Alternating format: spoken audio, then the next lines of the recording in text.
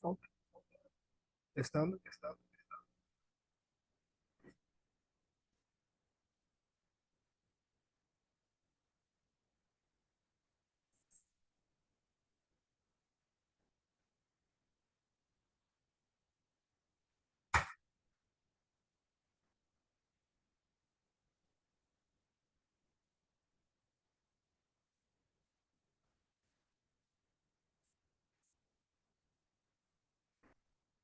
Som. Tá ouvindo bem? Miguel? Costa a sua porta só para ver se tá ok. E a imagem, tá mais ou menos? Dá para ver?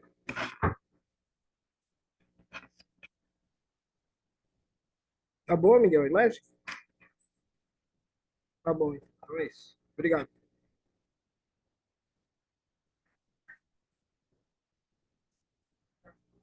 Não.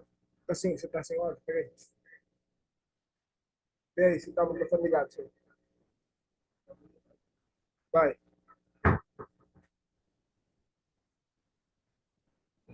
E aí, Beth? Tudo bem, Ed?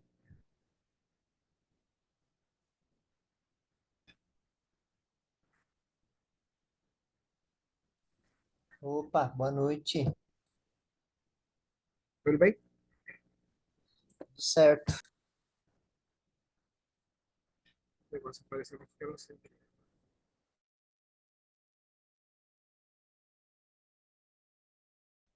Pode. Obrigado.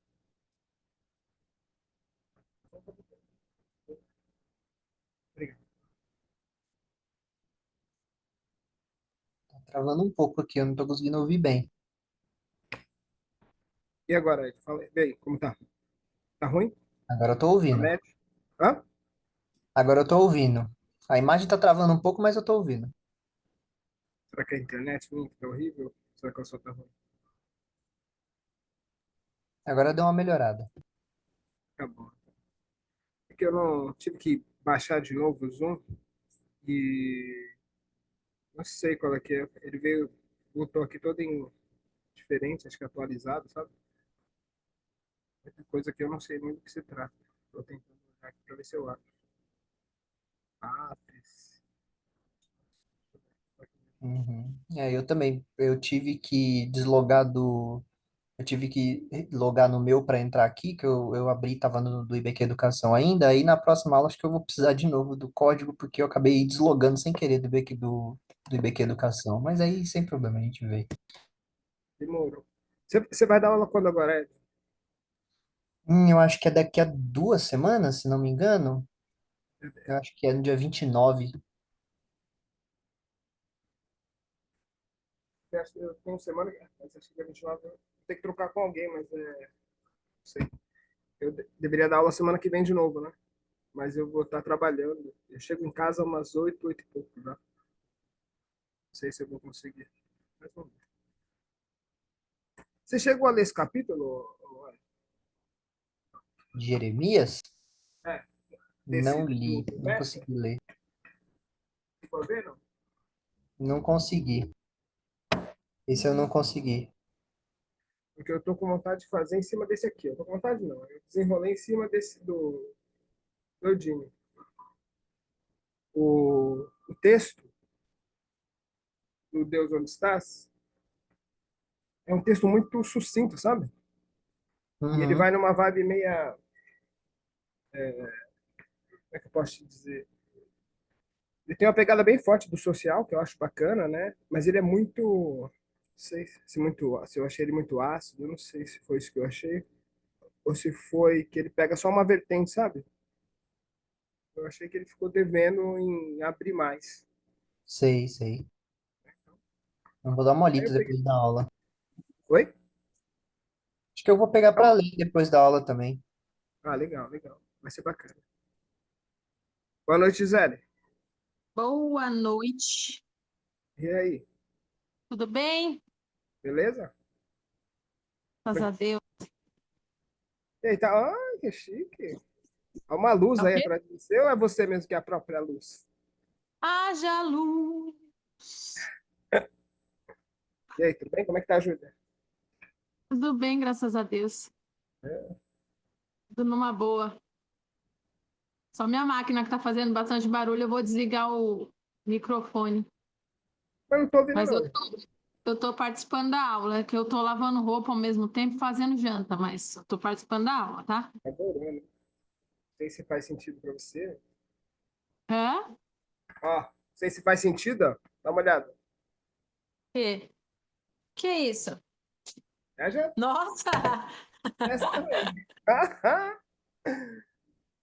Meio Tá bom preparando a então. aula, meio jantando. Bora. É, eu ainda tô fazendo ainda. Eu não fiz, né? Quem fez foi a Tati. Eu sei. Queimando, Obviamente. com certeza. Né? Obviamente seria a Tatiana. Cadê a Tatiana? Tá lá embaixo. Na Ah, tela, né? Quando entrar, né? Fazer a boa, né? entendi. Não demorou, Gi. Valeu, obrigado por ter entrado, hein? Tamo junto. Tá, vou desligar aqui. Mas Valeu. eu tô aqui.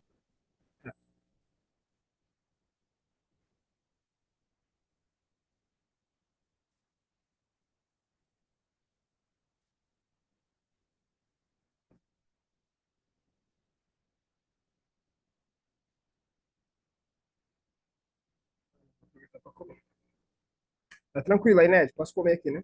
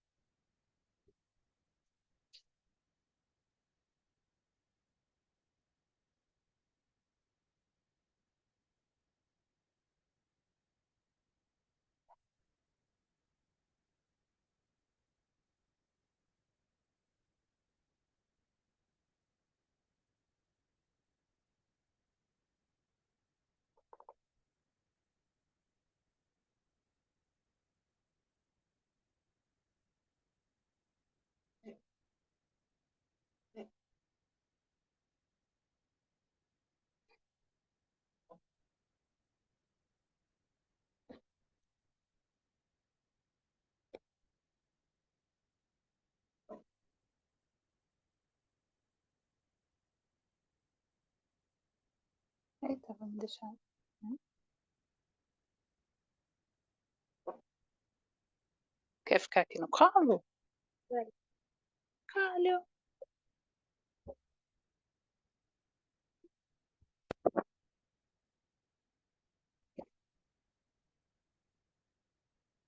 Uhum.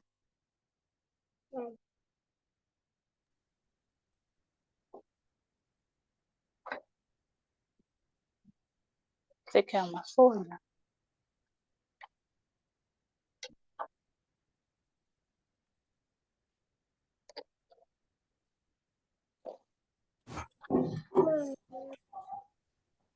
Ô, Lu. Não, deixa que eu pego. Amém.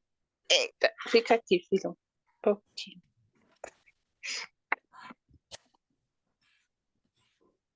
Ó, uma caneta pra você, tá? Oi, oi, oi.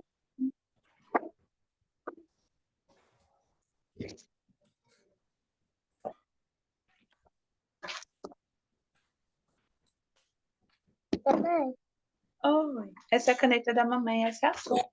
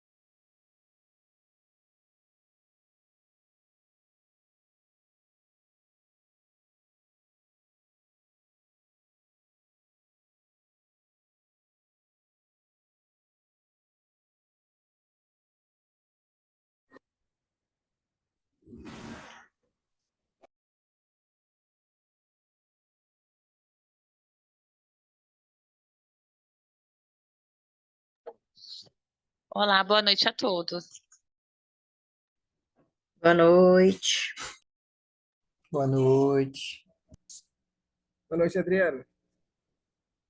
Boa noite a todos. Boa noite, Gisele, Paula, Adriano. Feliz de ver vocês aqui. Áurea, Noite. Deixa eu Boa aparecer aqui. noite. Andréia, que De legal. pijama. Ai.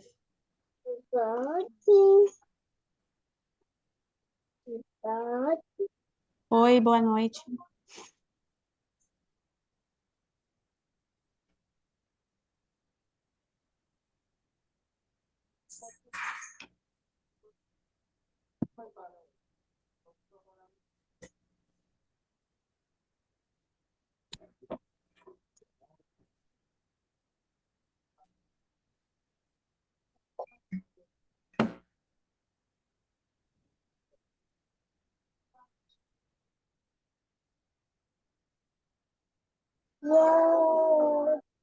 Tudo bem?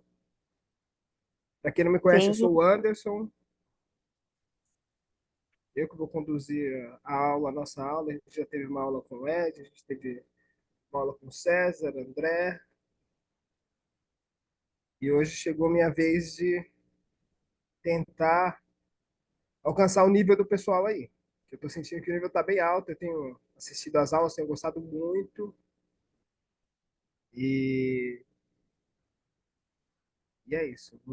Espero que vocês tenham paciência comigo. E espero que a gente caminhe junto e a gente vá bem longe a partir de Jeremias. Vou esperar mais alguns minutinhos, tá? Vamos dar umas 8h10, aí a gente começa. Tá bom? Ok.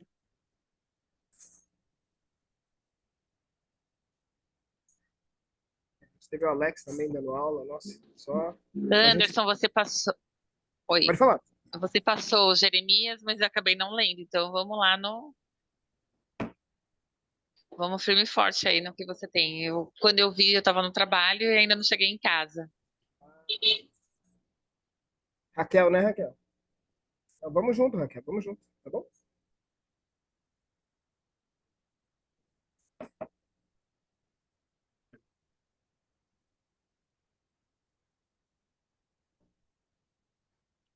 Você tá na escola ainda, Raquel?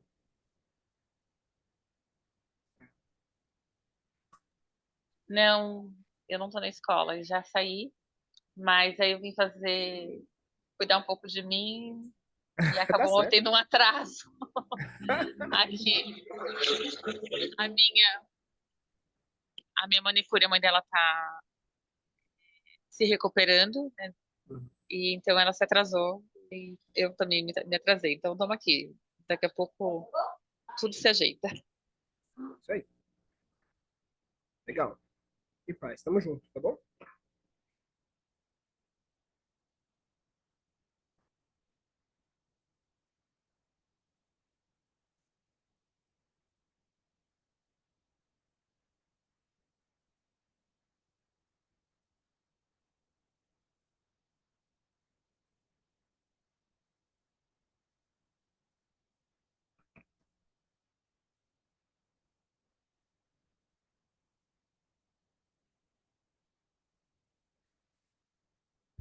Legal. Então vamos começar a nossa aula sobre Jeremias. A fuga nunca é a solução. Eu queria começar lendo uma das frases que está bem no comecinho do livro que a gente está estudando, que é O Deus Onde Estás, do Carlos Mestre. E ele diz assim, ó, logo no primeiro parágrafo dele, ele diz assim, ó, embora vivendo em circunstâncias históricas totalmente diferentes das nossas, há algo que nos une a este homem. Ele nos desperta para certos aspectos da nossa realidade, nos quais não costumamos ver ou perceber os apelos de Deus. Apresentando aqui Apresentado aqui como um homem concreto, Jeremias deixa de ser alguém do passado para se tornar bem atual. A gente pode esbarrar com ele em qualquer esquina. Cuidado! Então, partindo desse chute inicial, eu queria saber quem conhece Jeremias, né? Quem está familiarizado com o texto, quem tem algo para contribuir na ideia de que Gosta, não gosta? Já passei por aqui ou não? Queria ouvir um pouquinho de vocês.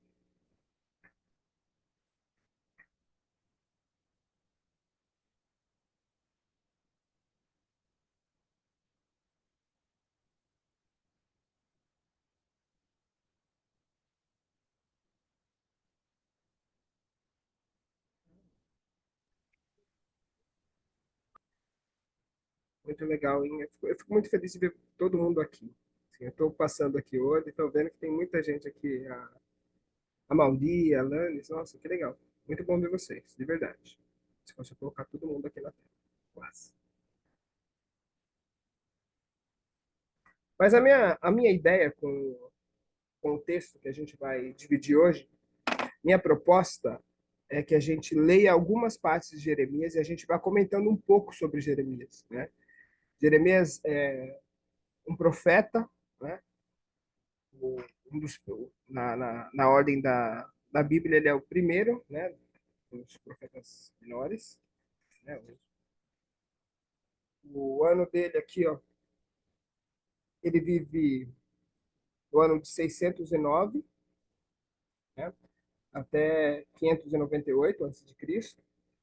Está se passando uma guerra muito grande no Egito e Babilônia, e Jeremias decide ouvir a voz de Deus. No meio dessa cacofonia de guerra, no meio de tantas coisas, Jeremias decide escolher ouvir a voz de Deus. Apesar de estar tão longe da gente, apesar de ter acontecido tantas coisas, e parece que ele é um homem que a gente não é do nosso tempo. A impressão que dá para a gente é que ele está muito distante. Mas eu queria pensar com vocês o seguinte: a gente acabou de viver uma pandemia. E é estranho falar pandemia, porque isso parece tão familiar para a gente, sabe? Parece tão comum, parece tão. E eu acho que isso para de impactar a gente. Pandemia foi um tempo onde muitas pessoas morreram. Pandemia é uma epidemia a nível mundial. Pandemia foi um tempo que a gente viveu em que dificilmente algum de nós não se lembra de um caso na nossa família que morreu alguém. As pessoas morreram, a gente não conseguia enterrar elas, a gente não conseguia ver elas no caixão, e isso parece que parou de impactar a gente. Então, e quando acaba a pandemia, começa uma guerra de uma das maiores nações de potencial bélico contra um país pequeno, vizinho, irmão, e matou tanta gente. Eu lembro que quando começa a guerra entre a Rússia e a Ucrânia, eu achei que isso fosse durar uma semana, duas no máximo. E até hoje tem gente morrendo lá todo dia. Todo dia a gente ouve um bombardeio. Isso parece que não nos choca mais. Isso parece que em algum momento deixou de fazer sentido para a gente. Isso não é problema nosso. Então, né, hoje, vivendo hoje, os dias de hoje, a gente vive uma guerra econômica entre os dois maiores players do mundo. Eles estão brigando a nível de que quem paga mais para quem e acaba afetando todo mundo. Hoje a gente olha assim e tudo é muito caro, porque tudo ou vem da China ou vem dos Estados Unidos. Então isso parou de afetar a gente, porque em última análise, quando a gente pensa na economia globalizada ou não, né, quando a gente pensa em dois gigantes brigando pelo mercado, a gente se esquece que na ponta do mercado, ou que abastece o mercado, são os miseráveis. Quem paga essa conta, no final das contas, são os miseráveis. No final das contas, quem fica sem são os miseráveis, porque não vale a pena vender. Entende? Vale mais a pena você jogar fora do que vender. Ou isso está muito barato, ou isso está muito caro. Então, assim, é impressionante como a gente tem perdido esse olhar esse olhar que deveria nos deixar chocados, sabe? Esse espanto, esse, esse estranhamento, no mínimo, por algo que tem acontecido. E eu acho que lendo Jeremias, né, me trouxe para poder voltar a pisar no chão de verdade. Voltar a olhar a realidade e falar, poxa vida, será que eu tenho motivos para estar reclamando? Ou será que eu tenho olhado o mundo como ele tem sido como ele é de verdade? Será que a gente tem encarado isso? Será que isso é uma realidade para nós? Será que a gente tem visto a cada esquina, né? E quando eu olho globalmente, né, falando sobre os grandes players, eu também preciso olhar na calçada da minha rua, né? Eu preciso olhar na creche onde meu filho vai todos os dias, na escola, enfim, na rua, a essa miserabilidade que faz parte do nosso cotidiano e que às vezes passa em branco para nós, porque isso já não nos assombra, não nos causa estranhamento. E eu acho que, diferente de nós, Jeremias, logo no capítulo 1, ele diz que ele não está preparado, que ele, não é ele que deveria ir, e Deus o traz de novo ao chão da vida. É ele quem o trouxe, é ele quem o vai potencializar. Não tem muito a ver com ele, tem mais a ver com Deus que mandou ele ir. Então, eu acho que para nós, ler Jeremias hoje, eu acho que é essencial com esse olhar de que o que, que a gente tem feito, como é que a gente tem visto, como é que a gente tem lido, né? E aí eu digo lendo o mundo, né? Como é que a gente tem visto o mundo? Isso tem nos chocado, isso tem nos impactado, isso tem nos movido, né? A partir do momento que isso me impacta, para onde eu vou? Como eu vou? Ou então, eu vou? Será que eu vou? Será que eu não vou? O medo me para? Que é isso também. O livro de Jeremias tem um pouco disso. Apesar dele ter medo, ele segue. Porque maior que o problema, ele crê que é esse Deus que fala com ele. Né? Maior que algumas coisas que às vezes a gente deixa de combater, né? Que é isso que eu posso fazer numa guerra do tamanho da Ucrânia e da Rússia? O que? Poxa, eu acho que não posso fazer nada. Mas é estranho pensar que tem uma igreja que eles fizeram isso e eu estava ainda na faculdade quando fizeram isso, eles pegaram algumas cartas em português e mandaram para eles. Entende? Isso não é muito. Isso é basicamente dizer, a gente se importa com vocês. Entende? Então, no momento em desespero, no momento onde parece que tudo é o fim, você recebeu uma carta de alguém que você nem conhece falando com você. Então, é só um exemplo do que a gente pode fazer. O que que a gente pode fazer? A gente pode orar por eles. A gente pode mandar um vídeo para eles. A gente pode mandar, procurar a comunidade aqui, né, pensando na Ucrânia, basicamente, e mandar alguma coisa para eles. Isso, foto de vida. Tem vida. Tem gente orando por vocês desse lado. Tem gente torcendo por vocês desse lado. E pensando nisso, eu queria pedir para vocês. A gente vai falar um pouquinho a partir daqueles textos que eu separei para a gente poder ler. E o primeiro texto é Jeremias, né? O capítulo 1, do 4 ao 16. Eu queria que um de vocês separassem esse texto para que vocês lessem. Mas antes eu vou ler um texto para a gente ter uma chave, né? Para a gente ler a partir desse texto. Para a gente poder olhar esse texto a partir de algum lugar. Tá? Eu queria que a gente pensasse junto. Mas antes eu queria ler um texto. Né? Esse texto tem muito a ver com um outro livro. O livro que a gente está estudando é o Onde Está Deus, mas o livro que a Jaque colocou lá para nós, que é o Ânimo, é a partir desse texto aqui que a gente vai fazer algumas. A gente vai tentar conversar um pouco mais, tentar aterrissar Jeremias no chão da vida e fazer com que ele faça sentido para nós, hoje. Então, a partir daqui, eu queria ler um texto. Esse texto diz assim: ó, declarando-se incapaz. Se nos pedissem para fazer algo que temos certeza de sermos incapazes de fazer, seria uma tolice aceitar a tarefa, pois a situação logo se tornaria embaraçosa para todos. Deus pediu a Jeremias que assumisse uma tarefa impossível para ele. Naturalmente, ele recusou. A incumbência de Jeremias, que Jeremias recusou, foi o chamado para ser um profeta. Nenhuma tarefa é mais importante, pois o que poderia ter maior importância do que a apresentação persuasiva da realidade viva, embora invisível, de Deus? E o que seria mais importante do que a demonstração convincente do significado eterno da substância visível e rotineira que compõe nossas vidas diárias? Entretanto, importante ou não, Jeremias recusou. Não se sentia qualificado. Durante seu tempo de escola, ele não se sairia muito bem nos cursos sobre Deus.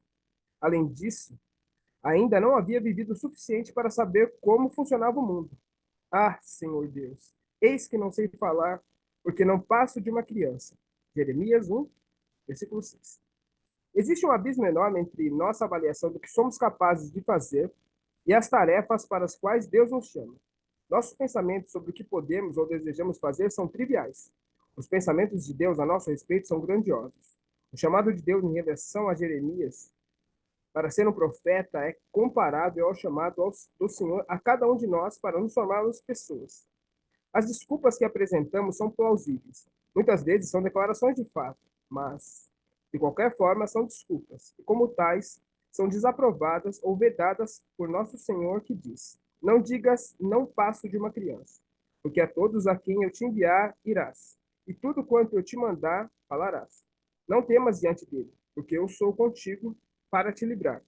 Jeremias 1, 7. Com base nesse texto, eu queria que a gente lesse agora Jeremias, capítulo 1, do 4 ao 16. Você quer que eu leia? Pode ler, Aura, por favor, obrigado.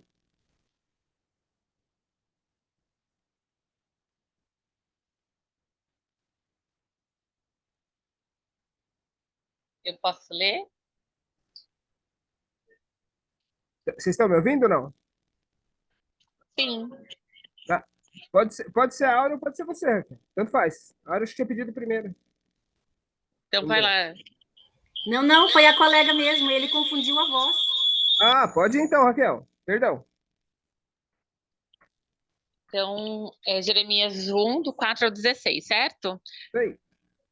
A palavra do Senhor veio a mim, dizendo: antes de formá-lo no ventre, eu o escolhi. Antes de você nascer, eu o separei e o designei profeta às nações.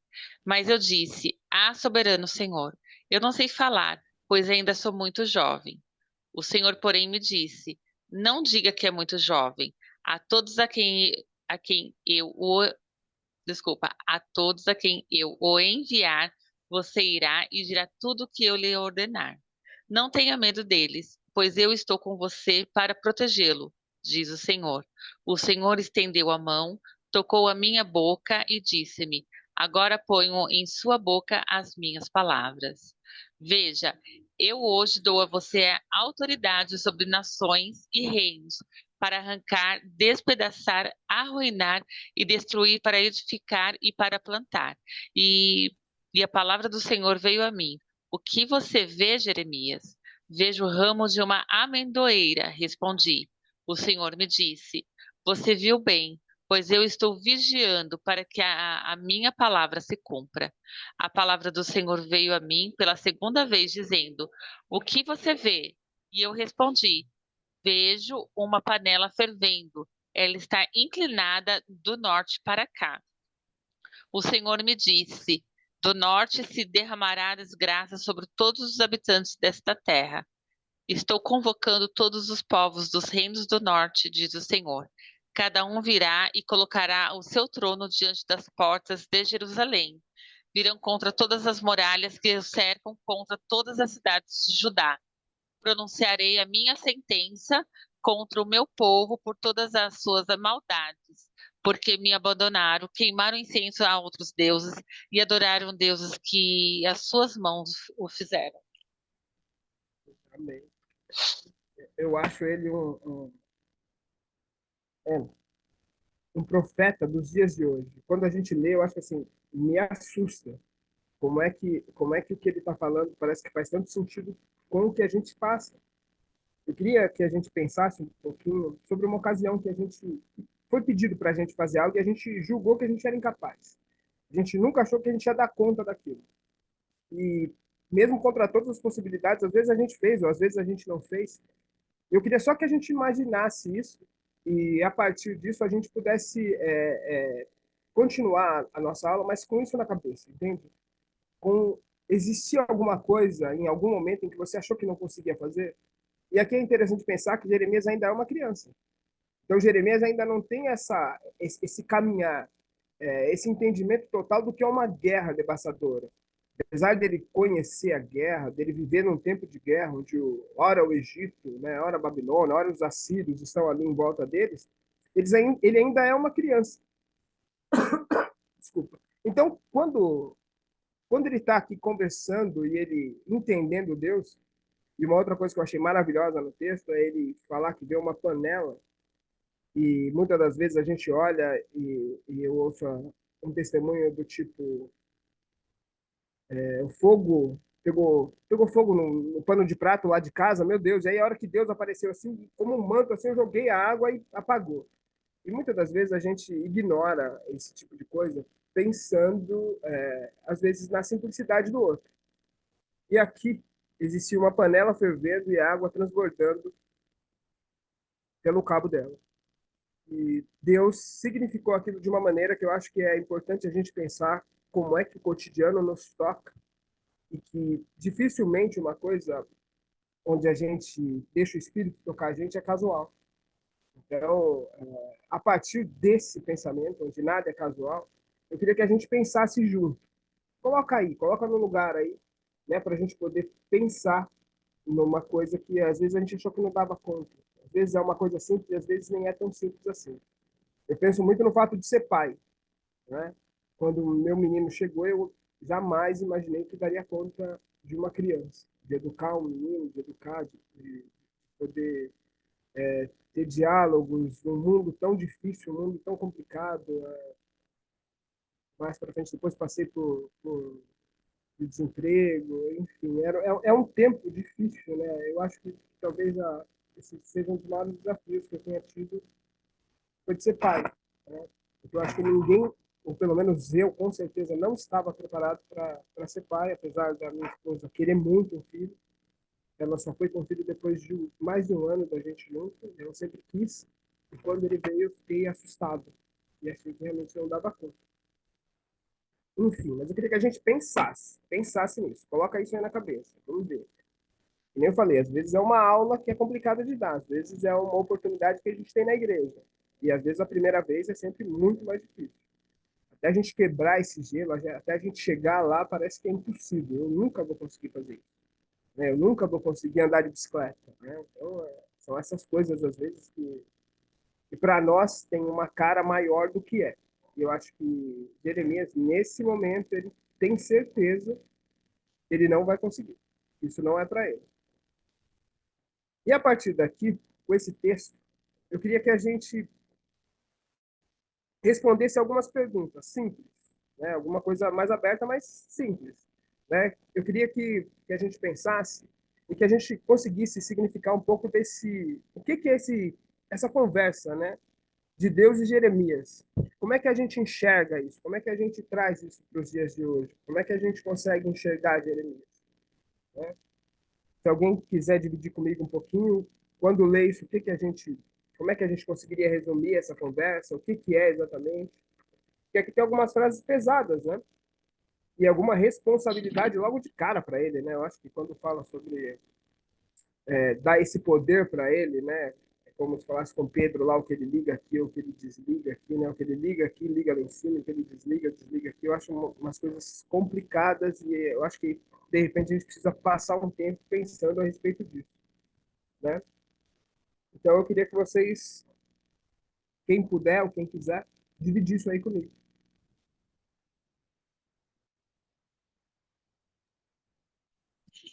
Oi, vou tentar falar aqui um pouquinho.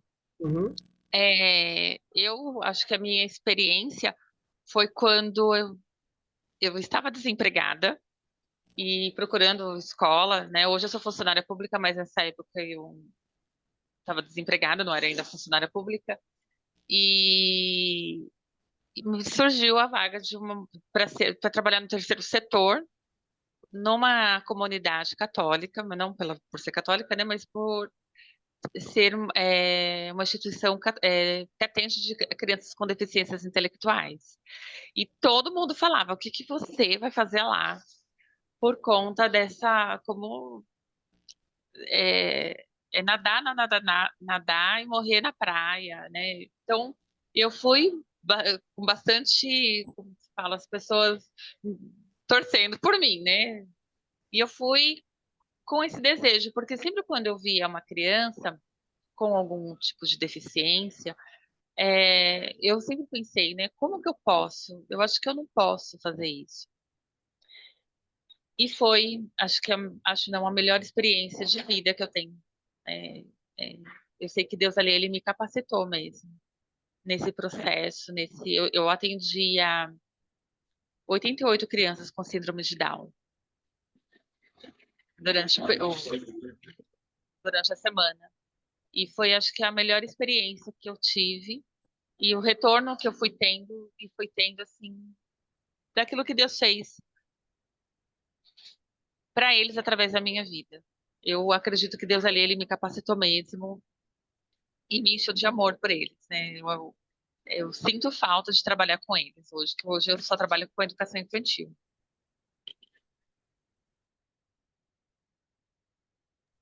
Por enquanto, né, Raquel? Por enquanto. Espero que você vá para a Vida Vale Mais, que lá seja bem bacana. Quando eu tive essa experiência, eu achei que foi bem É, bacana. eu ainda não falei com ela, mas eu tô planejando em relação por conta do meu horário, né? Eu trabalho no Parque Novo Mundo. Então, falou que é Barra Funda lá, né? Quem Sim, sabe? sim. Tô orando, tô orando. É isso aí. É isso aí. Eu queria conversar então com vocês um pouquinho antes da gente passar para o próximo texto, os versículos 7, 8, 9 e 10, né? Quando Jeremias fala que não passa de uma criança, e Deus disse para que ele não temesse, né? Porque Deus era com ele. No versículo 9, ele toca a mão, né? Toca a mão na boca dele, e que fala que dá o poder de colocar as palavras de Deus na boca dele. E essa frase eu acho que a gente podia sublinhar na Bíblia da gente, para a gente poder pensar quando a gente ora. Olha que hoje te constituo sobre as nações e sobre os reinos, para arrancares e derribares, para destruíres e arruinares, e também para edificares e para plantares. E aí eu tento trazer a gente para o dia de hoje. O que a gente pode fazer?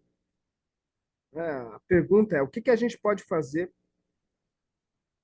para o que tem acontecido nos nossos dias? O que a gente pode fazer pela Cracolândia? O que cada um de nós pode fazer pela Cracolândia? O que cada um de nós pode fazer por aquele que está em estado de vulnerabilidade embaixo da ponte? O que a gente pode fazer? A gente não pode fazer nada. A gente tem tantos problemas no cotidiano, né? Então, por exemplo, quando a gente fala o que a gente pode fazer para os vulneráveis que têm deficiência intelectual, que foram abandonados pela família na rua, o que a gente pode fazer? O que cada um de nós consegue fazer por isso? É tão grande o problema, às vezes, que a gente não consegue nem, sabe, metrificar, na verdade, por onde eu começo. Você entende? Então, é importante a gente pensar que o começo disso é a oração de Jeremias, ou uma conversa de Jeremias com Deus, que para nós pode ser feito no nosso quarto, ajoelhado e pedindo para que ele nos dê esse discernimento, para que ele nos mostre pessoas que possam caminhar conosco, ou pelo menos que possam apontar caminhos para que isso seja feito. Muitos de nós jamais pisará na Ucrânia, mas através das comunidades da Ucrânia que temos aqui, comunidades, eu digo, a gente pode chegar até as igrejas da Ucrânia que estão aqui. E a gente pode chegar até lá com a nossa fala a partir de cartas que a gente pode procurar, mas é muito mais difícil quando a gente não tem nenhum norte. Por onde eu começo? Entende? Por onde é que eu começo para tentar ajudar o que tem acontecido comigo? Então, eu acho que essa fala aqui de Deus dando poderes a Jeremias é algo que cabe a nós no seguinte sentido, de que a cada um de nós cabe o que Deus tem dado para nós. E muitas das coisas dos quais a gente acha que não dá conta, a gente realmente não dá conta. Mas a gente só vai passar a dar conta a partir do momento que a gente puder entregar o que a gente tem para Deus. Jeremias, num ato de coragem, decide deixar Deus tocar a vida dele. E quando Deus toca a vida dele, a gente vai ver que não é uma coisa tão simples ou tão fácil, mas é uma coisa possível. Então eu queria que a gente pensasse nesse texto, né? E muitas das vezes a gente quer o poder de Deus para nós, para a gente poder fazer o que a gente quer. A gente nunca vai poder fazer isso. O poder de Deus é dele. Ele nos dá para, entende? Esse poder de Deus não é um poder de Deus para você poder fazer e desfazer, né, como parece, né, numa leitura rasa aqui, que você pode fazer, né, que você vai poder, se a gente for pensar em Jeremias, né, e a gente vai ver ele um pouco mais lá na frente, ele vai preso, ele vai para a prisão. E isso quer dizer o quê? Que o poder dele, ele não poderia destruir todas as... Era para isso que era o poder dele. O poder dele era essa a intenção, quando Deus dá o poder para Jeremias, dele poder destruir o que ele quisesse, dele poder... Creio que não. Até porque hoje, diferente de Jeremias, nós temos o Cristo, que é a nossa referência maior, que é a partir dele que a gente caminha. Que esse poder dado a nós é passado pelo Filho. Né? Então, é importante a gente ter essa chave de entendimento para a gente poder entender quando é que você pede poder. Né? Para que serve o poder de Deus? E aí a gente vai para Jeremias e a gente lê ele dentro dessa chave que a gente já tem, que é Cristo. E aí eu queria passar para mais um texto para vocês. Ó. O nome desse texto é Discernimento. E ele diz assim, ó, palavras são importantes, imensamente importantes. O que dizemos e a maneira como dizemos expressa o que há de mais pessoal em nós. Mas a repetição irrefletida de palavras sagradas não cria um relacionamento pessoal. Assim como simplesmente repetir eu te amo, não nos transforma em amantes verdadeiros. O exterior é muito mais fácil de reformar que o interior. Ir à igreja e declamar as palavras certas é muito fácil, ou é muito mais fácil do que desenvolver uma vida de justiça e amor entre as pessoas com quem trabalhamos e vivemos. Aparecer na igreja uma vez por semana e repetir amém com entusiasmo é bem mais fácil do que se engajar numa vida diária de oração e meditação nas Escrituras, que se transforma numa atitude de envolvimento e cuidado com a pobreza e a injustiça, a fome e a guerra. Será que aqueles que demonstram essa piedade exterior estão tentando colocar uma venda sobre os olhos dos seus vizinhos e tapear Deus para que ele os abençoe? Alguns sim, mas quanto à maioria, não creio. Não acredito que estejam tentando dar um jeito nas coisas. Acredito que tais pessoas já viveram tanto tempo na base das aparências externas que não se aperceberam as realidades internas.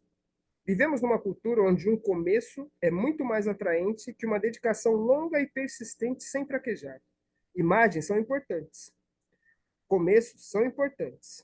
Mas uma imagem sem substância é uma mentira. Um começo sem continuação também é uma mentira. Essa é a importante mensagem de Jeremias a Israel. Queria que a gente pensasse junto aqui, antes da gente ir para o texto. Quando a gente pensa nos comerciais que afirmam que a imagem é tudo, né? A gente vive numa sociedade do espetáculo, né? Isso eu acho que está claro, acho que para a grande maioria de nós, que hoje a gente pensa mais na estética do que na ética. E aí eu queria que a gente pensasse de que forma a nossa cultura enfatiza a imagem em detrimento das ideias. Como é que a gente dá mais valor ao que a gente vê do que o que a gente entende ou do que a gente pensa? Como é que isso faz sentido para nós? A partir do que a gente assiste, a partir do que a gente lê, a partir do que a gente consome, a partir do que muitas das vezes, quando a gente entra na internet, a gente acredita que a gente está consumindo algo, mas eles estão nos consumindo. Então, essa imagem atraente nos leva para um lugar que às vezes até nos desfigura como pessoa. E isso algumas vezes é como o texto está dizendo. Nem sempre a gente sabe que está fazendo isso. Né? A gente simplesmente não sabe como não fazer. Como é que não faz? Como é que a gente não vira mercadoria na mão do outro? Em que momento a gente consegue ver o que é isso e consegue não atravessar essa ponte? Queria que a gente pensasse nisso. É, como é que esse mundo tem se mostrado para nós e o quanto isso modifica? Eu gosto de pensar assim, quando eu chego no mercado e eu não conheço a marca, eu compro pela imagem, isso é um fato. Se aquele sabão está falando que ele lava a roupa melhor, né, e aparece uma roupa branca, é o que eu compro. Eu não conheço, né? Quando eu vou no restaurante, a primeira coisa que eu olho é o buffet. Se ele está agradável, eu vou experimentar a comida, certo? A questão aqui, o que ele está falando é mais ou menos o seguinte: é que às vezes a gente só vai naquele restaurante porque naquele restaurante eles têm as comidas bonitas ou as pessoas bonitas vão naquele restaurante. Se a comida é boa ou não, isso é outra questão. Entende? Eu compro o sabão X ou Y simplesmente porque vejo na TV todo dia o XY. E as pessoas ao meu redor compram o sabão XY, entende? Então eu continuo comprando ele e nem acho que ele é tão bom assim, entende? Então, nesse lugar, eu queria que a gente pensasse como é que isso reflete em nós, isso tem refletido em nós. Isso é uma verdade para todos? Alguém discorda, alguém concorda? Alguém tem algum exemplo para dar? Fiquem à vontade, tá bom?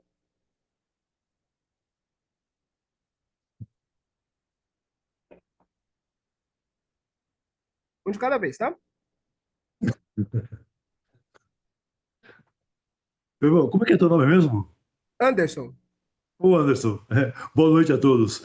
Então, eu creio que isso é verdade, a gente vai muito pela imagem mesmo, né? Não tem como. Hoje em dia nós somos bombardeados pelas imagens, então a gente acaba indo mesmo pelas imagens, e muitas vezes a gente acaba entrando bem com isso, né? Porque nem sempre as imagens mostram a realidade, mostram aquilo que eles querem mostrar, mas quando a gente vai verificar de fato, não é bem aquilo. Então, eu penso dessa forma, no que diz respeito a esse bombardeio das imagens para cima da gente. Sim, isso passa também pela igreja, né? Também passa pela Sim. igreja que tem que ser do X jeito, a parte da celebração, o microfone, o barulho, né? As crianças. Às vezes, eu tenho um cunhado, o Matheus, e ele faz um certo barulho na igreja, né?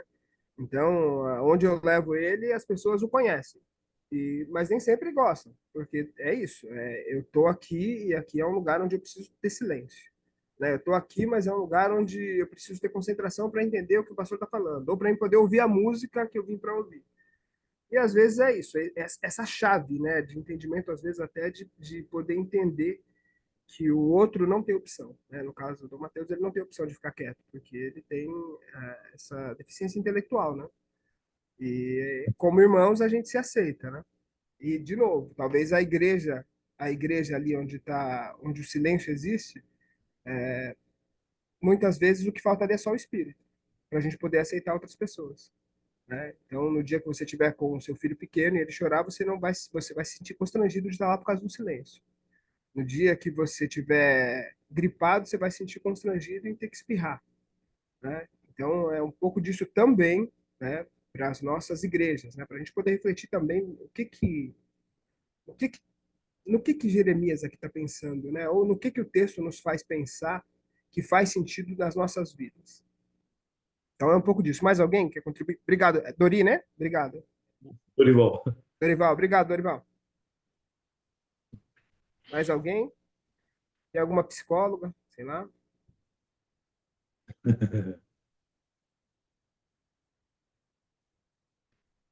Bacana. Então, eu queria que alguém lesse Jeremias, o capítulo 7, os versículos de 1 a 15, à luz do que a gente leu dessa palavra sobre discernimento e as imagens, que elas fiquem bem, bem claros na nossa cabeça para a gente poder ir para o texto, tá bom?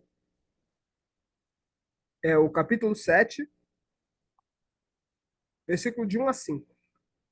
De 1 a 5, É, vou ler então, tá? obrigado. Promessas e ameaças à porta do templo. A palavra que da parte do Senhor veio a Jeremias, dizendo: Põe-te à porta da casa do Senhor e proclama ali esta palavra. E dize: Ouvi a palavra do Senhor, todos de Judá, os que entrais por estas portas, para adorardes ao Senhor. Assim diz o Senhor dos Exércitos, o Deus de Israel: Emendai os vossos caminhos e as vossas obras, e vos farei habitar neste lugar. Não vos fieis em palavras falsas, dizendo: Templo do Senhor, templo do Senhor, templo do Senhor são estes. Mas, se deveras emendardes os vossos caminhos e as vossas obras, se deveras executardes a justiça entre um homem e o seu próximo.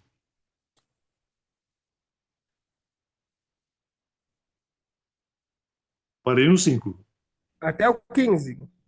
Até o 15? 15. Ah, tá o 15. Tá bom. Eu vou repetir o 5 então.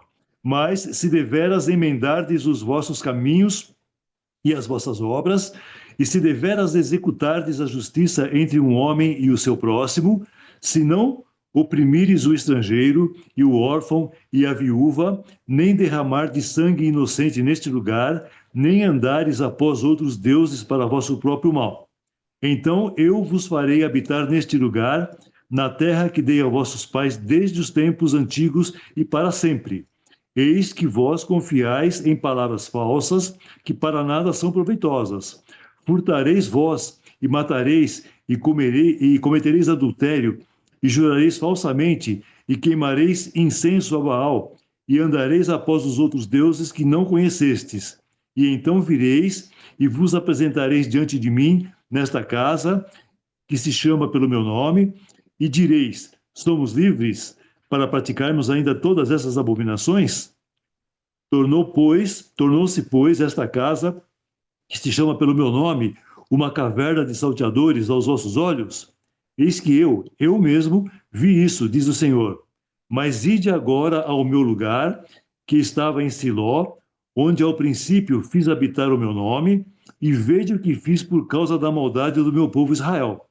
Agora, pois, porquanto fizestes todas estas obras, diz o Senhor, e quando eu vos falei insistentemente, vós não ouvistes, e quando vos chamei não respondestes, farei também a esta casa, que se chama pelo meu nome, na qual confiais, e a este lugar que vos dei, a vós e a vossos pais, como fiz a Siló.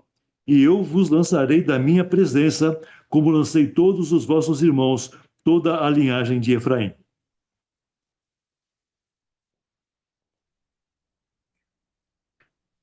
Deus estava Velho Testamento com eles, né? É assustador, né? A gente pensar, né? Mas eu acho que é importante a gente pensar sempre nessa continuidade, né? É um Deus só. Uhum. E mesmo dentro dessa perspectiva do qual às vezes a gente se coloca e acha que Deus está irado com o seu povo, que isso é algo sem volta, é importante a gente pensar que esse Deus é o Pai de Jesus, é o nosso Pai, né? E aqui ele dá alguns exemplos de como é que a gente tem que andar, né? E eu acho que alguns fundamentos dos quais a gente julga, né, essa mão pesada de Deus é para a gente entender que um povo vivendo dentro da guerra, num tempo onde quem lutava as guerras eram os próprios deuses, não éramos nós, com metralhadoras e tanques, entende? Não éramos nós que íamos lá e arrancávamos com uma faca o outro, não éramos nós que lançávamos mísseis como a gente hoje. Então, a gente não pode pensar nisso anacronicamente. A gente precisa pensar que essa fala, né, que passa pelo profeta até chegar a gente, como é que esse profeta iria dirigir essa fala para a nação onde só entende esse tipo de linguagem, entendem? Então, para a gente poder ter os pés no chão, entender que esse Deus ele está atravessado, né? Ou que Jeremias, atravessado por Deus, né? Ele se derrama nas palavras que ele tem para alcançar o povo que ele está. Essa palavra ela não é dita para mim hoje ou para qualquer um de nós. Esse profeta não está pensando em alguém em 2025 depois de Cristo. Ele está pensando em alguém no século sétimo antes de Cristo. Como é que ele entende essa fala? Entende? E aí eu acho que é importante a gente tentar trazer para o chão da vida e olhar isso a partir das imagens. Quem ele quer, a quem Deus está vomitando aí? Deus está vomitando os mortos, aqueles que não têm um caráter exato. No, quando ele fala aqui, ó, para que a gente entendai os vossos caminhos e vossas obras, eu vos farei habitar neste lugar. Não confieis em palavras soltas dizendo templo do Senhor, templo do Senhor, templo do Senhor é este. É para a gente poder enxergar o que a gente está fazendo. Em que lugar a gente está? O que a gente tem feito? Se a gente imaginar que hoje o templo do Senhor somos nós, como é que a gente tem vivido, entende? Como é que a gente tem encarado isso? Em que momento a gente tem tido discernimento para poder pensar onde é que a gente tem ido e por que a gente tem ido? Eu acompanho um pastor, gosto muito dele, é o Paulo Borges Júnior, ele é de Goiânia, E ele disse que a gente deveria ir no pior culto que existisse. Se você encontrou um culto bom, sai e deixa alguém melhor ir. Se você encontrou uma igreja boa, sai, porque você é bom o suficiente para aguentar um culto ruim. Você é bom o suficiente para aguentar uma celebração que às vezes as pessoas não sabem cantar ainda, não sabem tocar. O pastor ainda não tem toda a experiência. O pastor ainda não fez teologia, não fala sobre histórias da igreja. Então você vai lá para você apoiar ele. Porque a diferença, quem faz na igreja somos nós. Esse é um pensamento dele interessante, né? E ele costuma usar isso quando a gente muda de cidade, né? Para que igreja eu vou lá em Goiânia? Para que igreja eu vou? Meu, procura a pior igreja e entra, cara. E a partir disso, você com a sua maturidade, entendendo que esse Cristo que há em você, né, ele vai contaminar aqueles que não estão, vai lá e faz a diferença. Não procura, ou pior, às vezes, né? A gente está na nossa igreja e a gente está procurando os defeitos que ela tem. E uma vez que encontra, ao invés da gente tentar agir como aqueles que estão aqui para resolver, a gente está apontando simplesmente. Porque se você viu, você é responsável. Eu ainda não tinha visto.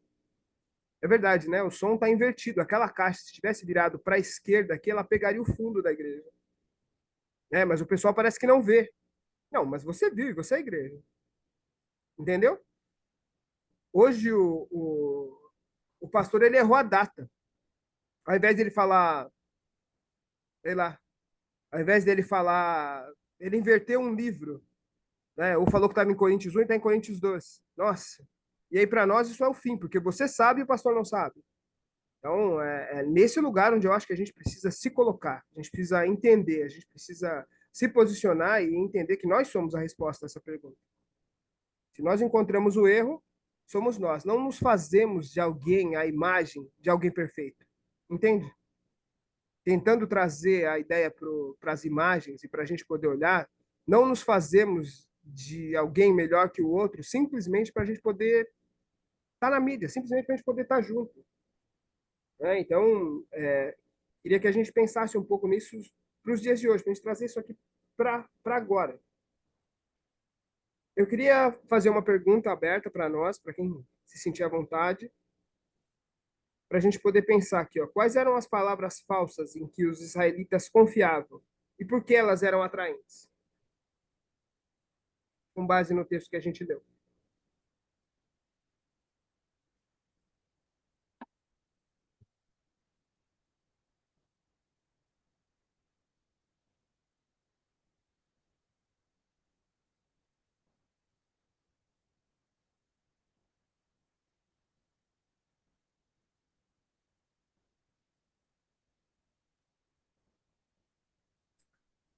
Se a gente for Anderson, pensar no versículo 8 e 9, pode falar, por favor.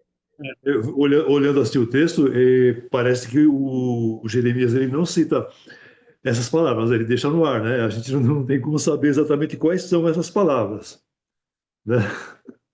Mas assim, eu imagino que eles estavam adorando outros deuses, cometendo coisas erradas e achando que não ia acontecer nada, né? Eles estão na casa do Senhor, o Senhor está com eles, é por Israel, então a gente pode fazer o que a gente quiser. Eu imagino mais ou menos isso. Não sei se eu estou certo. Eu acho que você está corretíssimo.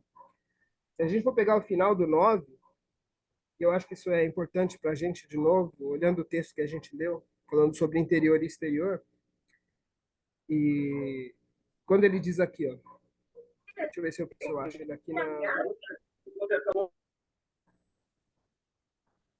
Ó, aqui a partir do 8 na mensagem. Fiquem atentos, seus líderes estão. Deixa eu ler aqui exatamente igual a gente leu, né? Para ficar mais fácil. Ó. A partir do 9, né? Que é isso? Furtais e matais, cometeis adultérios e jurais falsamente, queimais incenso a Baal e andais após outros deuses que não conheceis? E depois vindes e vos ponde diante de mim nesta casa que se chama pelo meu nome e dizes, estamos salvos? Sim, só para continuar a praticar essas abominações? Então pensa bem, né? Quem nós somos? O que a gente tem feito? Será que a gente tem será que a gente tem caminhado como o Cristo que a gente conhece? Será que a gente tem visto isso realmente? Será que a gente tem ou a gente tem ido domingo sim ou o domingo de ceia, pelo menos, para a gente poder chegar lá e falar, estamos salvos. Cantamos as músicas certas, estamos com a roupa certa, estamos lendo o livro preto certo. Portanto, estamos salvos. Somente para que na segunda-feira, a gente continue acendendo incenso para Baal, cometendo os mesmos erros, as mesmas idolatrias, para a gente poder voltar de novo no primeiro domingo, na ceia, e falar, ó, estou salvo de novo. Entende? Isso é claro que eu estou tentando trazer para vocês uma realidade que parece que não é nova, entende? Uma realidade que parece que está aí e às vezes a gente só não vê. Faz parte do nosso dia a dia, mas às vezes a gente não consegue enxergar. Porque às vezes está tão perto da gente que isso deixa a gente cego. Né? Tem um autor, o Marion, ele diz que quanto mais longe de Deus a gente estiver, mais fácil a gente consegue enxergar ele.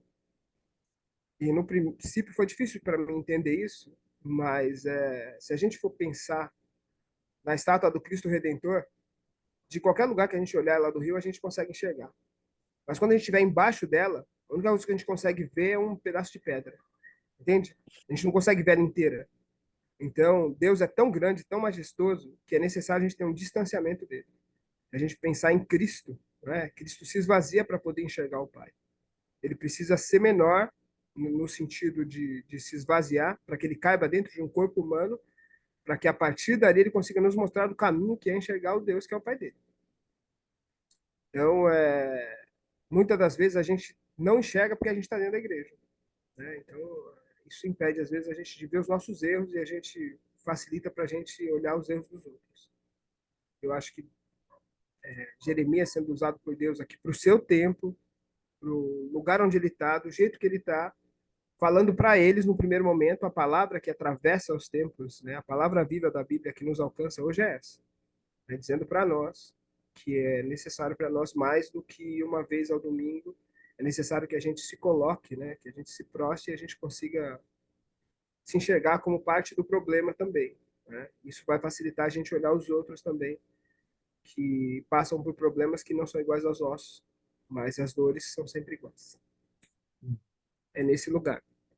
Eu queria ler esse estudo 3, e estou vendo que o tempo nosso está passando, e a partir disso a gente vai ler Jeremias 18, 1 ao 18. Se alguém já puder ir separando, tá bom? O texto que eu quero ler com vocês ele começa assim, ó. Imagine como nossa vida mudaria se não dispuséssemos de recipientes para guardar e estocar absolutamente nada. Nenhuma panela ou vasilha, tigela ou prata. Jarro ou balde. Nenhuma lata ou barril, caixa de papelão ou saco de papel. Nenhum silo para estocar grãos ou tanques para óleo. A vida seria reduzida àquilo que pudéssemos manejar e consumir no único dia. O que fosse possível segurar em nossas mãos. Os objetos de cerâmicas produzidos pelo oleiro tornaram possível o desenvolvimento das comunidades. A vida estendeu-se além do imediato e do urgente. Há um outro aspecto igualmente importante. Ninguém jamais conseguiu fazer um vaso de cerâmica que fosse apenas isso. Todo objeto de cerâmica é também uma forma de arte. É uma arte que está sempre mudando suas formas artísticas à medida que os oleiros descobrem novas proporções, maneiras diferentes de modelar os vasos em combinações harmônicas de curva. Não existe nenhum produto de cerâmica que, além de sua utilidade, não evidencie também uma expressão de beleza. Os produtos de cerâmica são artisticamente projetados, modelados, pintados, vitrificados e queimados. A cerâmica representa um dos itens mais funcionais na vida e também um dos mais bonitos. Comumente separamos o útil do belo, o necessário do elegante. Construímos edifícios comerciais e de escritórios sem nenhum estilo e fábricas realmente feias para instalar o trabalho necessário. Depois construímos museu para abrigar os objetos belos. Cada ser humano é uma união indivisível de necessidade e liberdade. Não há nenhum ser humano que não seja útil, que não tenha uma participação a assumir a obra de Deus. E não existe nenhum ser humano que não seja único, com linhas, formas e cores especiais e distintas de todos os outros. Tudo isso se tornou claro para Jeremias na casa do oleiro. A materialidade grosseira do barro, pesado e inerte, moldado com propósito pelas mãos do oleiro, e então, à medida que o vaso adquire forma, a descoberta de sua individualidade projetada de modo exclusivo e a vasta utilidade que ele adquiria quando estivesse terminado, pintado, queimado e vitrificado, Deus nos molda para seus propósitos eternos. Inicia aqui mesmo sua obra, o pó do qual somos feitos à imagem de Deus, segundo a qual somos formados. São uma e a mesma coisa.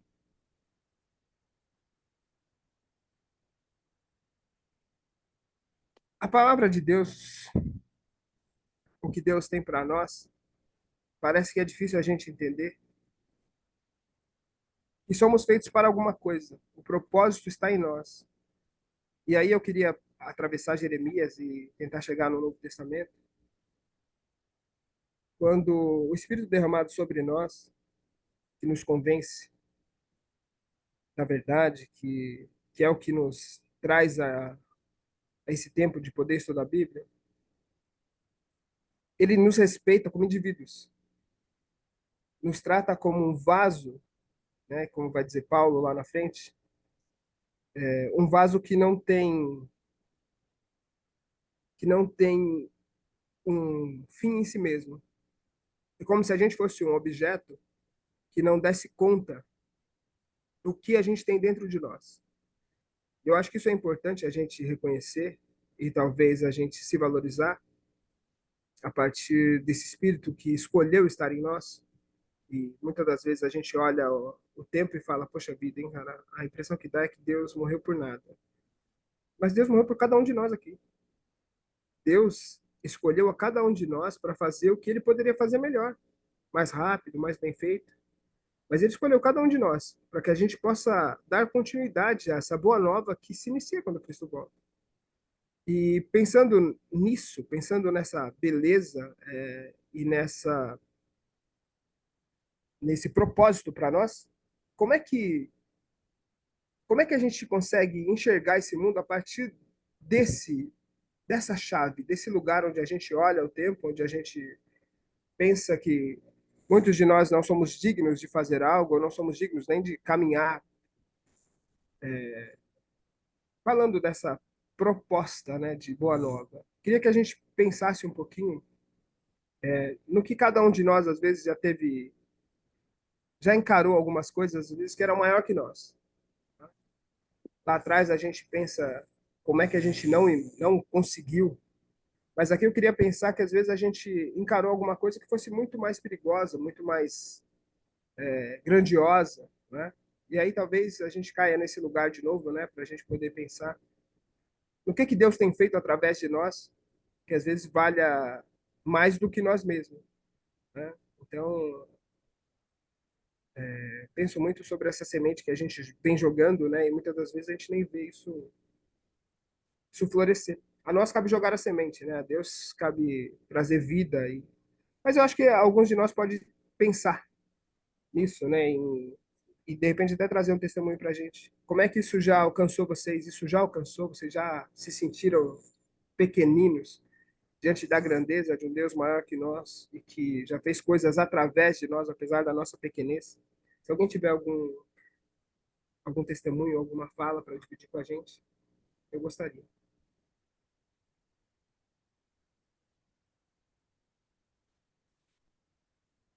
Anderson, acho que você falou tanta coisa e tem tanta coisa para a gente falar, né? Eu tentei ficar trazendo esse texto para os nossos tempos atuais. Então, você caminhou aqui por diversos pontos, né? Como a imagem hoje, como que a gente vê, né?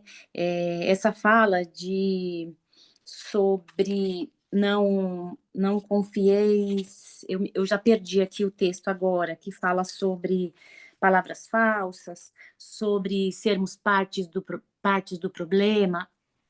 Eu vejo também que a gente é parte da solução, ainda que minimamente, e ainda que não assertivamente, mas a gente ainda é parte da solução. A gente passa por situações na vida, acho que cada um aqui deve ter uma história, uma situação para contar, né? Eu já passei e passo, né? Tenho um filho que é ex-transplantado renal e hoje está na fila do transplante, aguardando um segundo transplante. Então, eu posso dizer que nessa caminhada aí, eu passei por momentos, assim, muito impactantes entre vida e morte, né? E aí, muitas vezes eu me vi como problema, eu não me vi sendo solução e nem buscando solução. Eu me vi tão perdida e tão alienada que eu fui parte do problema e trouxe mais problema e mais dificuldade. Mas também, com tudo isso, me trouxe aprendizado para enxergar isso que eu acho que já é bom e já é importante, né? E muitas vezes também, a partir disso, eu me vi como solução. E não só na minha vida, não só na minha trajetória, mas a partir daí eu me vi com a possibilidade de ser melhor, com quem está aqui do meu lado, né? Dentro da minha casa. Acho que tem um pouco disso, né? Lá no princípio também você falou alguma coisa sobre Jeremias achar que dava conta, que não dava conta. Você falou alguma coisa nessa linha aí, né? E eu fiquei refletindo. Eu acho que a gente é bem isso que acontece com a gente mesmo, né? No nosso dia a dia, a gente fica assim, não. A gente fica esperando um momento melhor para agir melhor. Então eu espero o melhor emprego, eu espero o melhor momento para eu fazer tal coisa, eu espero o melhor momento para eu pôr determinada roupa. É como se a vida, a gente estivesse ensaiando e ali no momento seguinte fosse ter o momento que você está preparado para ele. E não é assim, porque você está ensaiando e vivendo e a vida está acontecendo. Não dá tempo de você preparar nada, você está vivendo, né? Então, essas conversas e essas leituras me atravessaram dessa forma, né? Pensando, trazendo isso para os tempos de hoje, né? Como que eu lido com isso? Se passou por mim, é meu. Chegou até mim, é meu. Então, está acontecendo uma guerra lá, como você falou agora há pouco, né? A Rússia, a Ucrânia e tantas outras, né? E tantas outras. Eu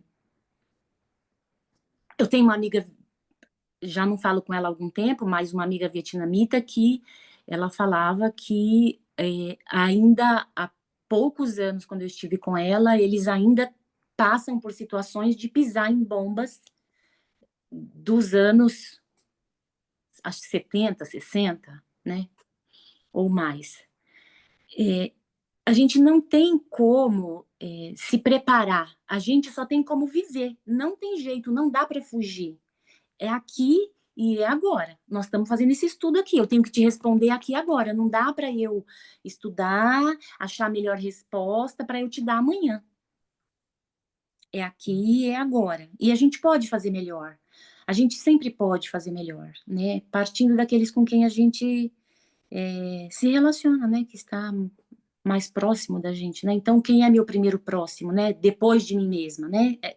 Esse é um ponto importante que em algum momento lá da conversa eu refleti sobre isso também, né? Que você cuidar do outro é quando você cuida de si. Porque quando você tá bem, acontece de você machucar o outro, mas a probabilidade é muito menor.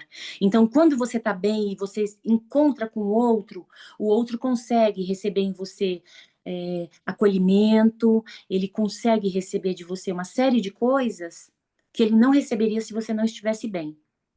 Então, em primeiro lugar, né, amar ao próximo como a ti mesmo, né? Eu acho, trazendo isso para o meu momento de hoje, para a minha vida de hoje, eu faço essa consideração.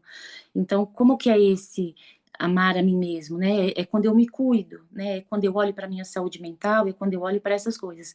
Porque vai refletir em alguém que está lá no front, lá na guerra da Bósnia, porque eu me relaciono com você, que se relaciona com alguém, que se relaciona com alguém, que se relaciona com alguém, que está lá naquele lugar, né? Então, se a gente faz uma teia que minimamente, e é um minimamente, muito minimamente mesmo, mas a gente consegue trocar com o outro algo que só o fato de não ferir, de não machucar ferozmente hoje, nos tempos de hoje, eu penso que já é muita coisa. É isso, falei demais. Maravilha, é isso aí. A ideia é contribuir, adorei. Estou com você. Acho que é um pouco disso, sim. Se a gente não cuidar da gente, penso muito quando a gente fala sobre Paulo, quando vai dizer suportar-vos uns aos outros, a gente só consegue suportar o outro se a gente estiver forte. Entende?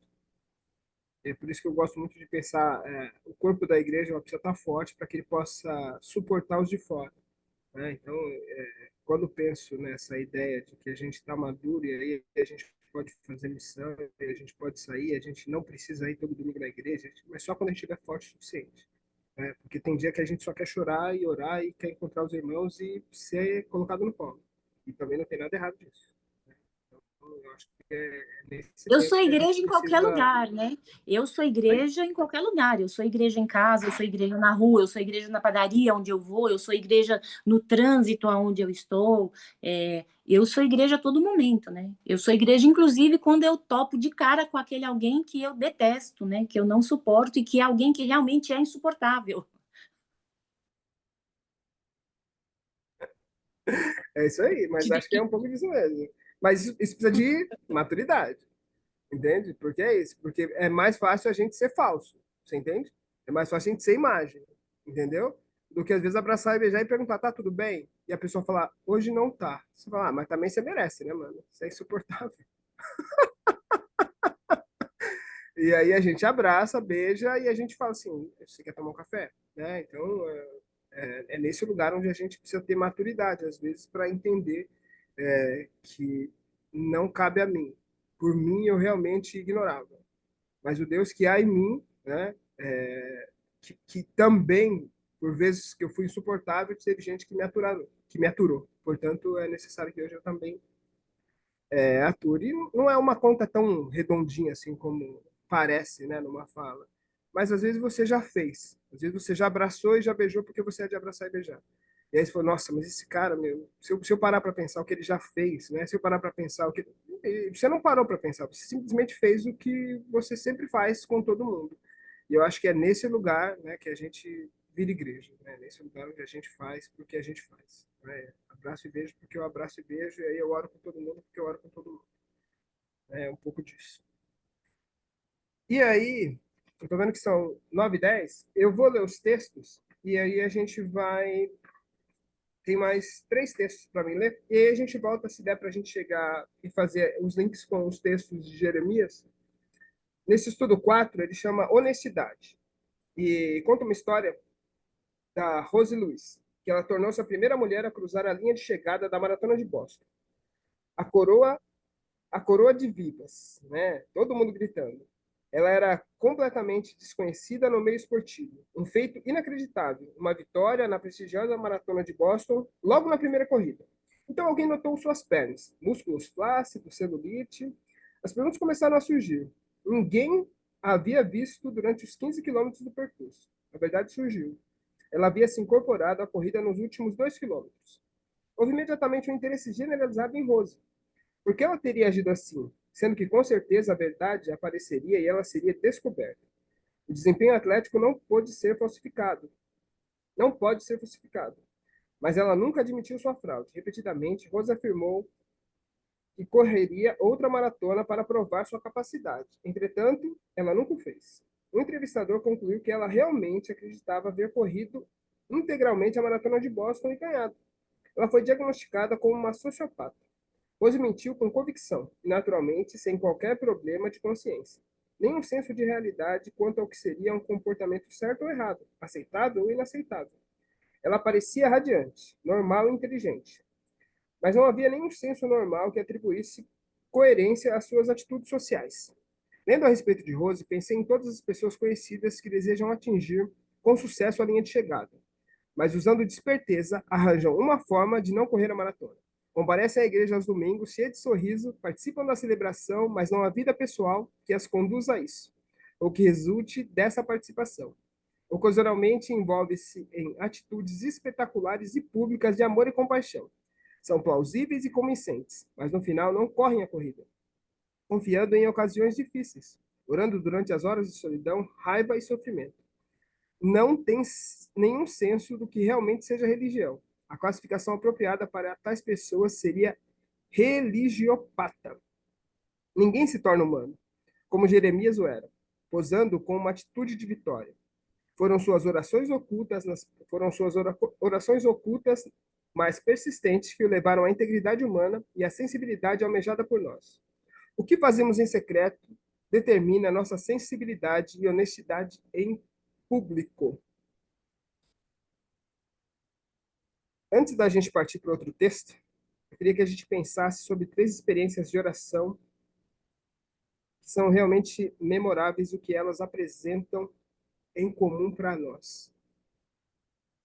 Mas esse texto diz um pouco sobre o que a gente já tem falado, né? Diferente de Jeremias, que era um homem de verdade, que sofreu, que pagou o preço, né, por ser quem ele era, por optar ouvir a voz de Deus.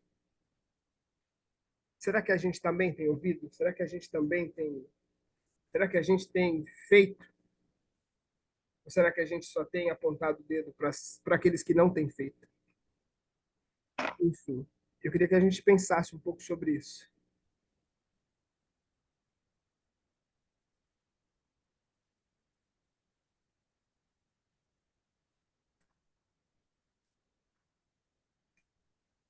Eu posso falar? Claro, Ontem eu comecei a fazer ginástica, exercício, entrei na academia e eu tô achando que hoje eu estou na aula de boxe, porque a gente realmente se olhar, eu tô longe de ser boa, né? Eu tento fazer meu caminho do bem, de fazer, e às vezes eu me deparo e falo assim: "Ixi, errei aqui", né? É, eu ainda tô meio atordoada com as porradas que você me deu, Anderson, porque eu acredito que eu não tenho essa questão do desfazer do outro, né, de inferiorizar o outro, pelo contrário, né, eu acho que muito pelo contrário.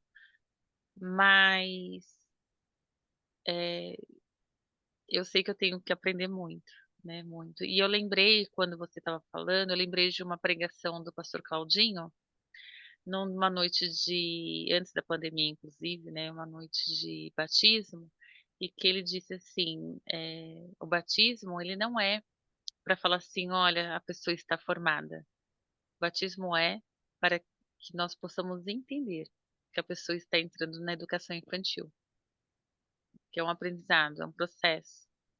E aí, às vezes a gente fala assim, não, mas eu não tenho problema de acolher ninguém, né? Ou de, sei lá, tô dando o exemplo de um acolhimento. Mas chega uma determinada momento que você fala assim, não, vamos embora, que não dá, né? Vamos desviar o assunto por conta disso. E eu acho que você está trazendo essa reflexão, acho que quando você perguntou, a minha internet caiu, eu não sei se alguém respondeu, o que que é Jeremias, né? E eu acho que eu iria muito pro lado, assim, do Deus de promessas, né? Mas para a gente chegar a conquistar essas promessas, a gente tem que passar por esse processo, né, de lapidação, de se enxergar assim, e que dói, né? Que dói, que eu acho que às vezes falta isso em mim. Não sei se é isso que você queria ouvir, né? Foi a sua pergunta, mas eu senti dizer. legal, obrigado. Mas a minha proposta desse lado é só provocar mesmo, né? E aí a gente vai fazer alguma coisa um pouco mais aprofundada à medida que a gente vai conversando, né? A gente vai se aprofundando. Queria dividir só uma experiência que eu tive, e acho que isso, só para a gente poder ter uma ideia. Durante 5 anos eu servi na Missão Sena. E durante um tempo, né, antes de eu ir para a creche, eu ia toda quinta-feira receber os moradores de rua, né, ali da Cracolândia. Então, travestis, né, homossexuais, né, tipo, pessoal que vive lá, certo?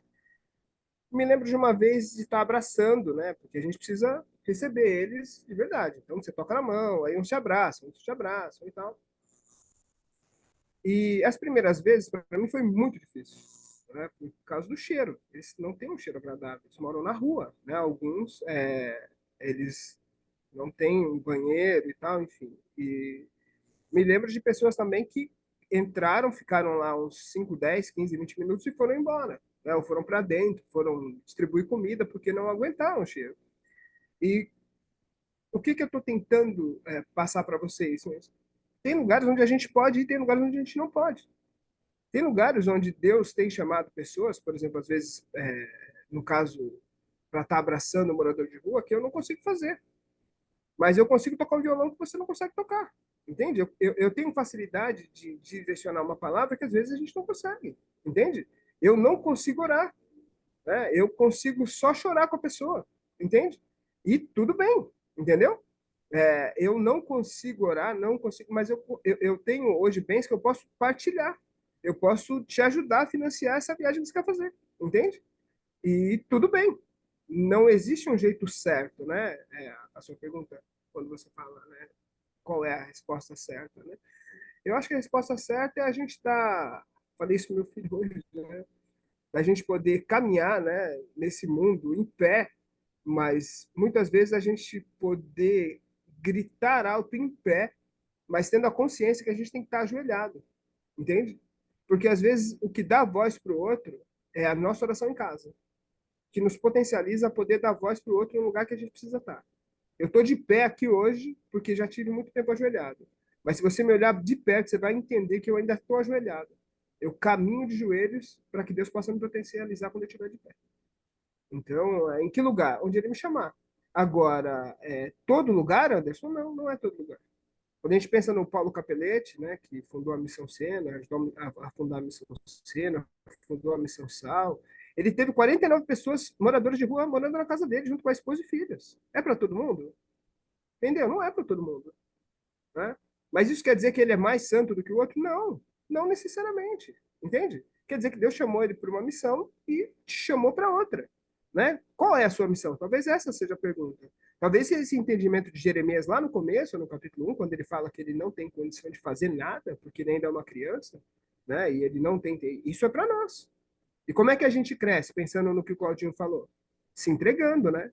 Hoje eu estou aqui confessando perante a igreja, né, que eu sou filho de Deus, que eu entendo o Senhor como meu Salvador. Porém, conto com vocês para que a gente continue caminhando e crescendo, né?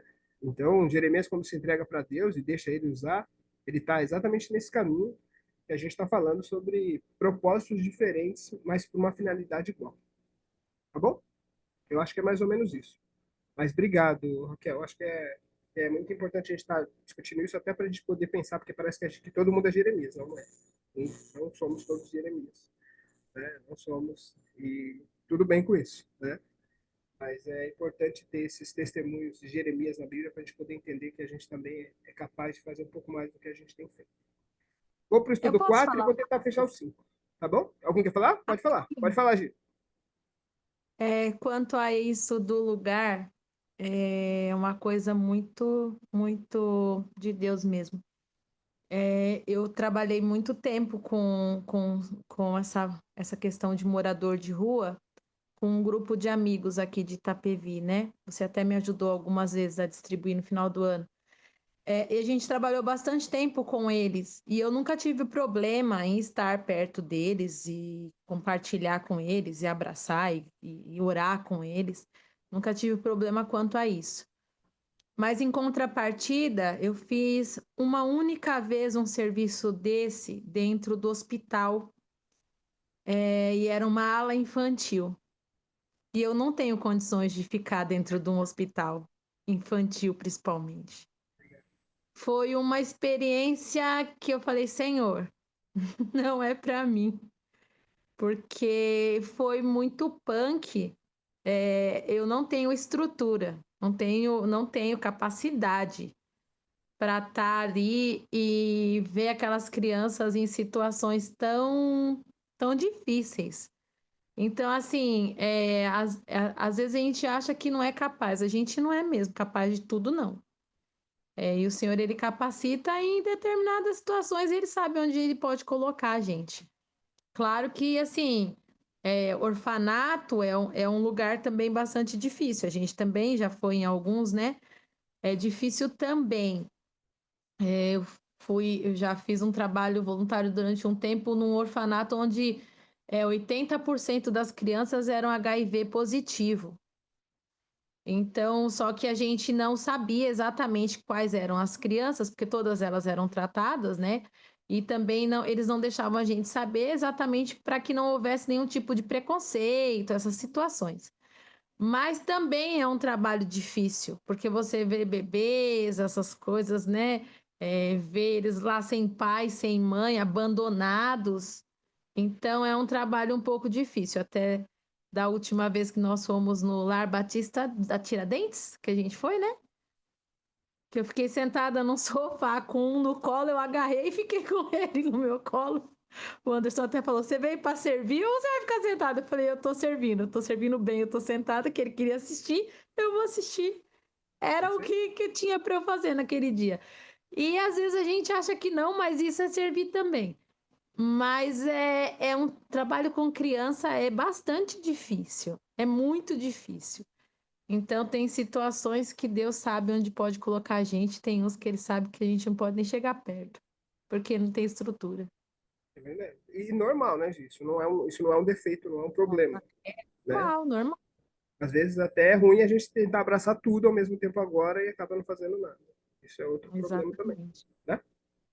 também. Ó, eu vou ler dois textos seguidos para ver se a gente encerra e a gente responde as perguntas. Mas qualquer pergunta que vocês tiverem, por favor, usem o grupo para a gente poder desenvolver mais, né? Às vezes fica alguma coisa aqui, mas no meio da semana a gente fica com algumas dúvidas ainda. E fiquem à vontade, o grupo é exatamente para isso, né? A gente não usa eles para dar um dia, boa noite, boa tarde, mas se vocês quiserem dividir uma dor, pedir uma oração, eu acho que a gente está nesse lugar, né? Como família em Cristo, né? Como irmãos em Cristo, a gente poder ocupar mais uma ferramenta para a gente poder estar junto. Beleza? Então, vou lá. Esse último texto, né, a gente precisava ter lido Jeremias 15, do 10 ao 21, mas eu vou deixar para vocês como lição de casa, né? Eu gostei da Jaque, então eu vou passar os textos, tá, para vocês no grupo, e aí com as referências. Esse estudo é o estudo 20, em Jeremias 35. E o texto chama Obediência. O nível moral de nossa sociedade é vergonhoso. A integridade espiritual de nossa cultura é uma perplexidade. Qualquer parte de nossas vidas entregue à influência da multidão torna pior tanto a multidão quanto nossas vidas. Quanto maior a multidão, mais pobre se torna a nossa vida. Plínio, o Velho, um estudioso na Idade Média, reconhecido pela sua erudição, certa vez afirmou que quando os romanos não conseguiam construir um prédio bonito, eles o faziam grande. A prática continua popular. Se não podemos fazer bem, fazemos grande. Adicionamos dinheiro à nossa renda, cômodos à nossa casa, atividade às nossas agendas, compromisso aos nossos calendários. E a quantidade de nossas vidas diminui a cada adição. Do outro lado, cada vez que resgatamos parte da nossa vida, o convívio com a multidão, e respondemos ao chamado de Deus para nós, tornamos-nos proporcionalmente mais humanos. Mas nós mesmos. Todas as vezes que rejeitamos os hábitos de multidão e praticamos as disciplinas de fé, nos tornamos um pouco mais vivos. Nessa passagem de Jeremias 35, demonstra o que significa obediência quando um grupo de pessoas se compromete a ouvir o chamado de Deus. Quando eu li esse texto, a primeira coisa que me veio à cabeça foi o Adolescência, que é esse grupo, essa série, né, que fala sobre os adolescentes e como é que a gente muda quando a gente está no meio da turba, né? E essa multidão às vezes não precisa ser uma multidão visível, pode ser uma multidão da internet. Então, quando a gente para ouvir a Deus, quando a gente para ser nós mesmos, quando a gente para pensar por que eu estou fazendo isso agora, só porque está todo mundo fazendo, eu estou fazendo também, entende? É nesse lugar onde a gente está humano. É obedecendo uma voz maior que a nossa. Então, a gente tem lição de casa, Jeremias 35, à luz desse texto. Mas eu vou postar para vocês lá no grupo, tá? E o último texto é o estudo 6, que o nome do estudo é Fazendo o Melhor Possível. E à luz de que texto? Jeremias 29, do 1 ao 14. Geralmente nos encontramos em lugares onde não desejamos estar, com pessoas cuja convivência não apreciamos. Enfrentamos a decisão de como respondemos a essas condições de exílio. Podemos dizer, não gosto disso, quero estar onde me encontrava há 10 anos atrás. Como você espera que eu me atire em algo de que não gosto? Isso seria pura hipocrisia. Que sentido haveria em assumir riscos e cansar-me ao meio de pessoas de quem não gosto e num lugar no qual não tenho futuro? Ou podemos dizer, farei o melhor possível com o que está diante de mim. Muito mais importante do que o clima deste lugar, sua economia ou os vizinhos que tenho aqui, é o Deus deste lugar. Deus está comigo. O que experimento neste momento acontece num espaço criado por ele e com pessoas a quem ele ama. É tão possível cumprir a vontade de Deus aqui como em qualquer outro lugar. Mudar é difícil. Construir relações em ambientes hostis e estranhos é difícil. Mas se isso significa estar vivo e ser humano, eu o farei. François Felon, um pedagogo do século XVII, arcebispo também, ele costumava dizer que há dois tipos de pessoa. Algumas olham a vida e queixam-se daquilo que está faltando. Outras olham para a vida e se regozijam por aquilo que eles contêm ou oferecem. Vamos viver na base daquilo que não temos ou daquilo que temos? Essa foi a escolha de Jeremias, em Jeremias 29, do 1 ao 14. É importante para nós pensarmos como é que a gente tem vivido as nossas vidas, como é que a gente tem olhado para ela, a partir de que lugar a gente tem vivido. Isso diz muito sobre nós, como é que a gente tem encarado os desafios de Deus para nós. E eu queria que vocês pensassem a respeito disso, né? Que vocês pensassem a respeito de que Jeremias, mesmo não querendo estar, mesmo tendo uma palavra contrária, mesmo não sabendo o que fazer, mesmo não tendo toda a bagagem que ele achava que precisava ter, se deixou levar por esse lugar que é o lugar da vontade de Deus. Eu queria terminar a aula sem antes, eu queria terminar ela sem antes dividir uma coisa que está no final do capítulo do livro que a gente teve para fazer a aula. Ele diz exatamente assim, ó. Finalmente, como já vimos, a figura de Jeremias, controvertida durante a sua vida, tornou-se um símbolo de esperança. Quando Isaías mais tarde descreve a figura do futuro Messias, em Isaías 53, a imagem que está diante dos seus olhos é a vida de Jeremias. Então, que a gente possa caminhar e que as pessoas de quando em vez possam olhar para nós e enxergar o Cristo que é em nós. Como Isaías, falando sobre o Cristo, no seu capítulo 53, descreve a figura de Jeremias. É um pouco disso. 21h32. Se alguém tiver alguma contribuição, fiquem à vontade. Fiquei muito feliz de estar com vocês hoje, de verdade.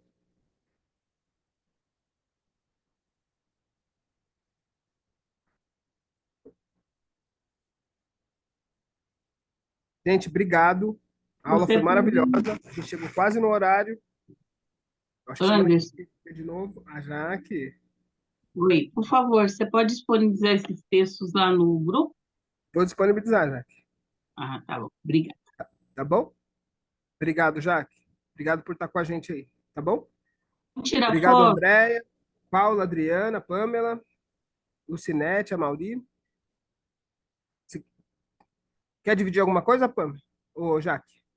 A foto, Ah, legal. Áurea, Dorival, Gisele, Raquel.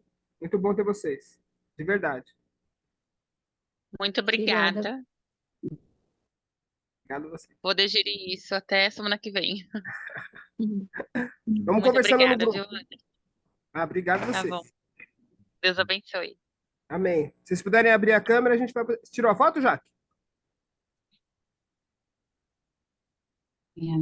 Lá vem eu. Calma aí, gente. Vamos Eu não melhorar passei o essa perfume. situação aí. Adriana, traz ela. Ela estava no seu colo até quase agora. eu não tirei foto porque o pessoal fica bravo que eu tirei a foto e estava todo mundo de um Pode jeito tirar ou de agora. outro. Abre a câmera pra gente tirar aí. É print, tira print aí. Eu nem sei tirar. Acredita? Eu sou velho, cara. Sou igual vocês, não. Eu sou a mais velha. Sou velho. Você está no notebook, Anderson? Ó, Tem uma tecla aí que ela deve estar escrito print screen ou ela vai estar PRT, SC, ela vai estar... do lado do insert, deixa eu ver. Isso. Não, não foi, não. Não foi, não. Tira aí, pô. Printei uma aqui e eu mando lá no grupo. Legal. Mas eu acho que não Obrigado. sai todo mundo, porque a minha Chegou câmera todo tá bem na. mundo? Peraí, Boa deixa eu noite, direcionar gente. aqui a minha pro meio aqui, ó. Porque eu tava bem na frente de alguém aqui. Eita, Isso, tem que ir mudando. Tem que ir porque tem mudando mais para ficar de. no meio.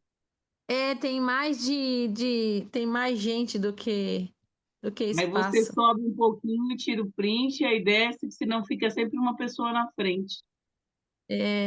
Fica mesmo. Ih, Porque um dia que a gente se encontrar, a gente reconhece Isso pelas aí, fotos. isso aí. ai, Tchau, boa noite. Ô, Obrigado, Jaque, Deus eu falei abençoe. brincando sobre a foto, Jaque, eu não Não, esperava. Obrigada, Deus abençoe. Tchau, boa noite. Raquel, Tchau, você é pessoal. Boa maravilhosa. noite. Obrigado mesmo. Fiquem com Deus. Obrigado. Boa Amém. noite, fica com Deus, boa semana para todos. Para nós. Vamos falando. Amém. Fiquem com Deus. Tá bom. Tchau. Tchau.